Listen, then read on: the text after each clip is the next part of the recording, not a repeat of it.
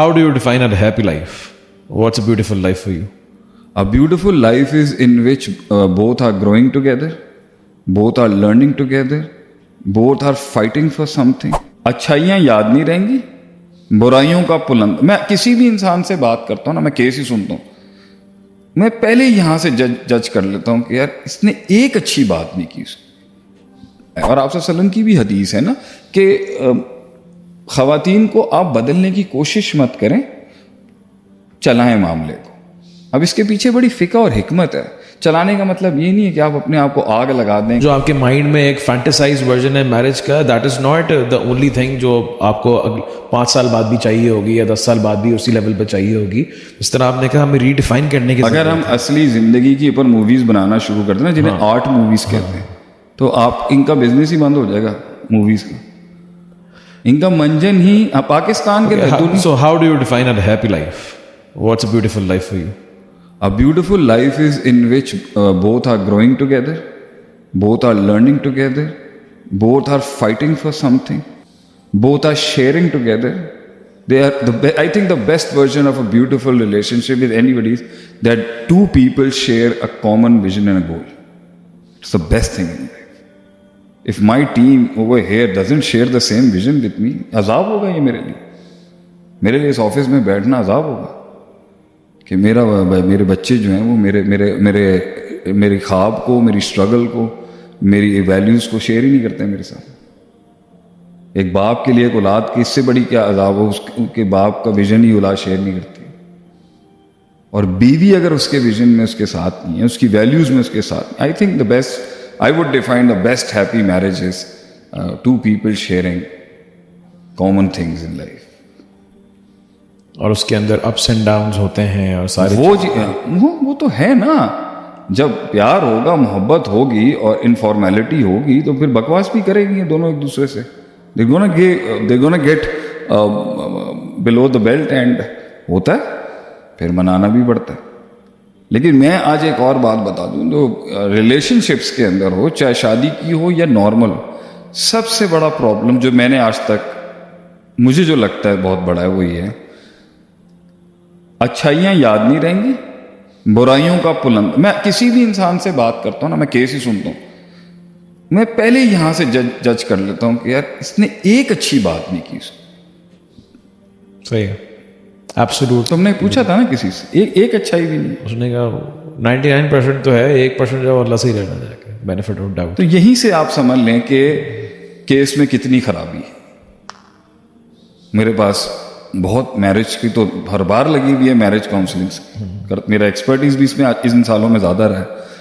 तो मुझे अच्छा लगता है कि इंसान जब ये कहता है कि मुझे लगता है मेरी गलतियों से वो दूर हुई है मुझसे. मर्द अपना केस सुना रहा हो ना, तो जब वो ये कहता है ना, अभी जो रिसेंटली मैं एक केस किसी का स्टडी किया, मुझे अच्छा लगा. उसने कहा कि शेख साहब वो मेरी गलतियाँ थी, मैं नहीं समझ. I was so happy listening. What a true man he is. I made दुआ for him. अल्लाह इसको तो इसके साथ ना करे ऐसे, इसको तो वापस दिला दे इसकी बीवी. उसने एक्सेप्ट किया कि मेरी गलती है, मैं मानता हूँ मैंने हैंडल सही नहीं किया. इधर तो लोग आके सुनाते हैं इस तरीके से, कोई खैर, सारे गुनाह सामने वाले, कोई खैर नहीं है उसकी. मैं इसको फेल्ड मैरिज समझता हूँ, फेल्ड रिलेशनशिप समझता हूँ. कि अगर आप, सबसे पहली बात है, आपके अंदर उसी दिन सबसे बड़ा तकलीफ होनी चाहिए कि मुझे अपने घर का चिट्ठा किसी और के आगे खोलना पड़ा, उसी दिन मौत आ जानी चाहिए. तो I think people with high integrity and high self esteem, they feel really weird talking to other people कि यार मैं अपने घर के हालात खोल रहा हूँ किसी के आगे. तो सोचें कि अगले के आगे खोल के अपना पेट नंगा कर रहे हो, तो घर में बैठ के थोड़ी सी फ्लेक्सिबिलिटी से रिजॉल्व हो सकता था इशू, तो क्यों नहीं किया. इसके अंदर गलत फीडिंग जो पीछे से आ रही है, गलत दोस्त या गलत ससुराल या गलत मैका, औरत को मर्द को गलत चीज़ों की काना फूंसी की वजह से उसने बर्बाद कर लिया. हालांकि अब आप हमारे पास आके हमारी सख्त बातें भी बर्दाश्त करोगे, तो पहले ही थोड़ा सा बैठ के थोड़ी सी फ्लेक्सिबिलिटी कर लेते तो चल जाता काम. लेकिन नहीं, माइंड में इतना परफेक्शनिज्म घुसा हुआ है कि नहीं, इस फॉर्मेट में ही मुझे मेरा स्पाउस मिलेगा तो मैं एक्सेप्ट करूंगा या करूंगी, इसके अलावा नहीं. बस मैंने I'm just talking to I talk to 50-year-old, I talk to 55-year-old, I talk to 45-year-old. I find the biggest thing that I ask is this would have, आपको ये मसला 22-25 में आके स्ट्रक कर गया होगा, आपने 25 साल खींचा है इसको, 25 साल स्टक अप रहे हैं आप अपने अंदर, आपने इवॉल्व नहीं किया, आपने ये नहीं देखा कि मेरे ख्याल से जिन्होंने दुनिया कॉन्कर की है वो बहुत इवॉल्व होने वाले, एडजस्ट करने वाले, फ्लेक्सिबल, और उन्होंने चलाया है. और आप वसल्लम की भी हदीस है ना कि ख़वातीन को आप बदलने की कोशिश मत करें, चलाएं मामले को. अब इसके पीछे बड़ी फ़िक्र और हिकमत है. चलाने का मतलब ये नहीं है कि आप अपने आप को आग लगा दें कि नहीं, आप वक्त दें उसको, उस बात को समझने का. कितनी जगह होता है, मैं भी समझाना चाहूँ किसी को तो आगे से वो या हस्बैंड को औरत समझाना, वेट करें उसको. अकल आने में हर इंसान को वक्त लगता है, मर्द हो या औरत हो. अगर वो खुद ठोकर खा के समझना चाहते तो लेट हिम भी, खाने ना ठोकर उसको. यही प्यार मोहब्बत है ना कि मैं फिर भी खड़ी हूं तुम्हारे साथ. मकसद तो तुम्हें बात समझाने का था, तुम्हें नहीं समझ में आ रहा कि पैसे इस तरह बर्बाद करने से बीवी बच्चों का नुकसान हो जाएगा, नहीं समझ आ रहा. अब जलने दें, आग में जलने दें, उसको बर्बाद करने दें. तलाक लेके एग्जिट लेके वापस निकलना हमेशा एक ऑप्शन है. बात तो ये ना मर्द और औरत से निभाई कितनी है, चलाई कितनी है. यानी अभी तक जो आपकी बात समझाऊं कि हमारा जो प्री डिफाइंड पहले से एक सांचा होता है माइंड के अंदर कि भाई सामने वाला ऐसा होगा या ऐसा होना चाहिए. अब आप ये कह रहे हैं कि उसको उस सांचे में आने के लिए थोड़ा टाइम दो. कुछ लोग 4 साल, 5 साल, 10 साल बाद भी तुम्हारे उस जो तुमने जो फैंटेसाइज एक क्रिएट की हुई होता है कि इस तरह का होना चाहिए, वो हो जाता है. थोड़ा वक्त दो.